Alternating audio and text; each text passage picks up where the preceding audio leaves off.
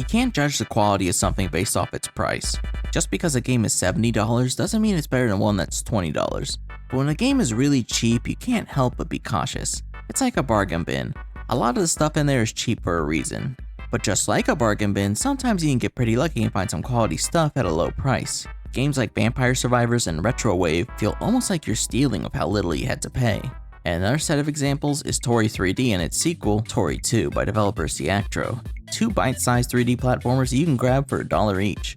You control a young duck named Toree. One day, Toree's just minding their own business trying to enjoy an ice cream cone when a Reaper swoops in and steals it. Now you need to make chase and get it back.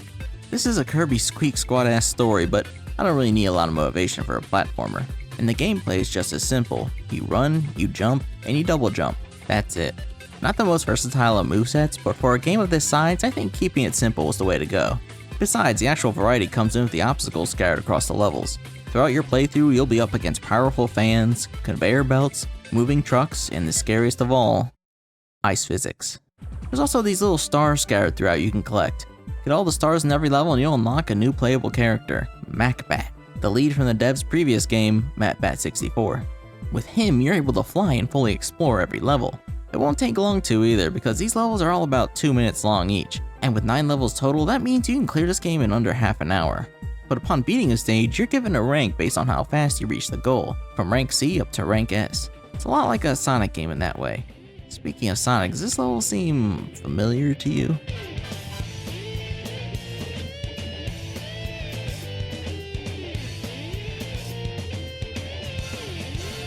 With this ranking system, you're encouraged to play these levels over and over again to improve your run. These times can be pretty tight, so it'll take a really good understanding of the level's layout to achieve an S rank. If you get at least an A rank on every level, you'll unlock this game's final character, Tasty. His deal is he can run faster. Just a heads up, you can't use Tasty or MacBat to eke out an easy S rank. Only Toree can get a rank. I had to find that out the hard way. But putting S ranks aside, the game isn't difficult. There's a generous amount of checkpoints placed all over the levels, and with no lives, you're free to try again until you progress. You don't even lose the stars you collected if you die, so there's no need to worry about doing a perfect run. Also, this game does the nice thing of not resetting the music after every death. Speaking of music, I highly recommend giving this game's soundtrack a listen. It's definitely very 90s in its music, like something you'd hear in an old Sega game. Actually, it's funny I brought up Kirby because some of these tracks definitely give me that vibe. The Ocean Levels track sounds like something that would play during one of the later Kirby levels. Give it a listen.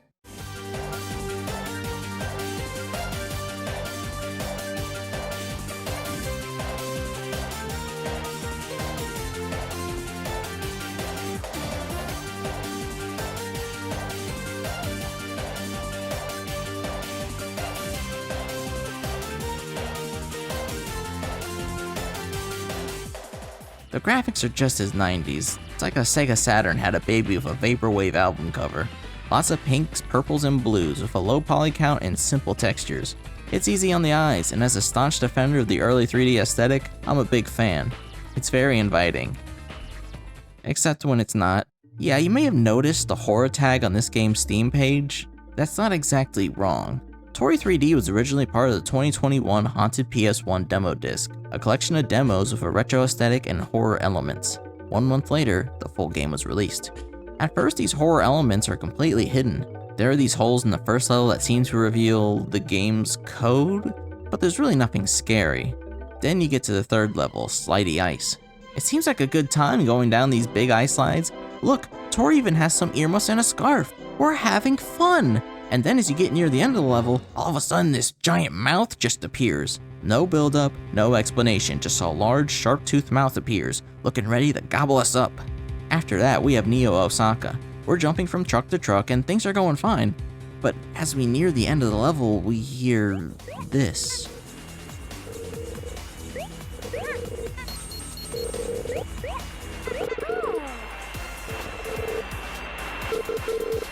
When I first played, I thought it was some kind of audio glitch.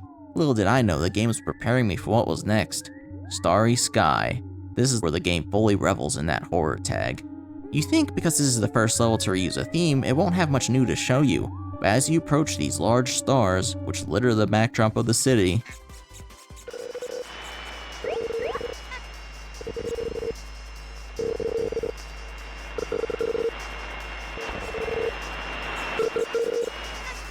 Not gonna lie, that genuinely freaked me out the first time. And to hear that glitchy noise again on top of that, yeah, that's a good scare. After avoiding these freaky gas giants, we find ourselves entering one of those strange tears, and upon entering...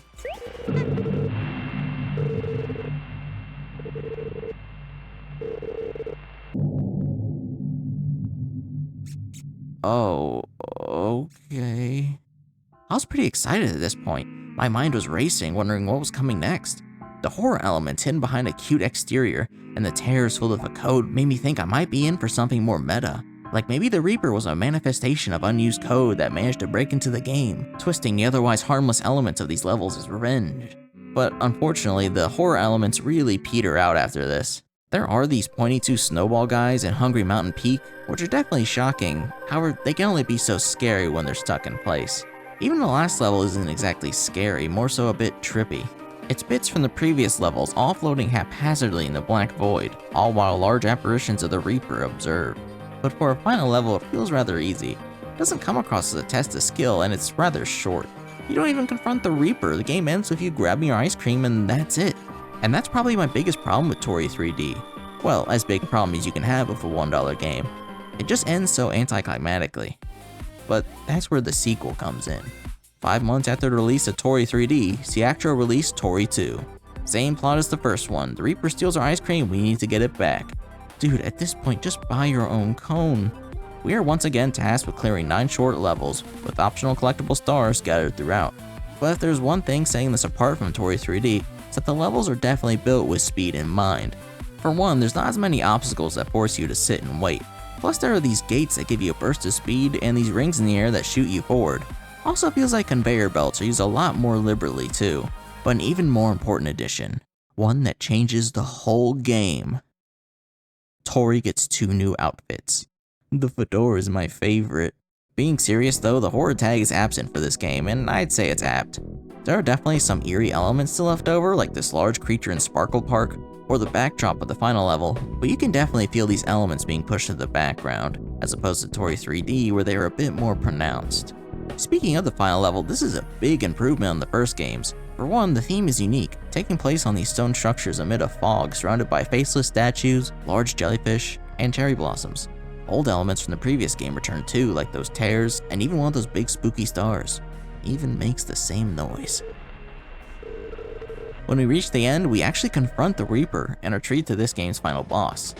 It's pretty fun, nothing too complex. The boss is in the middle of this big ring that you have to run around to avoid his attacks. Kinda reminds me of something from Klonoa.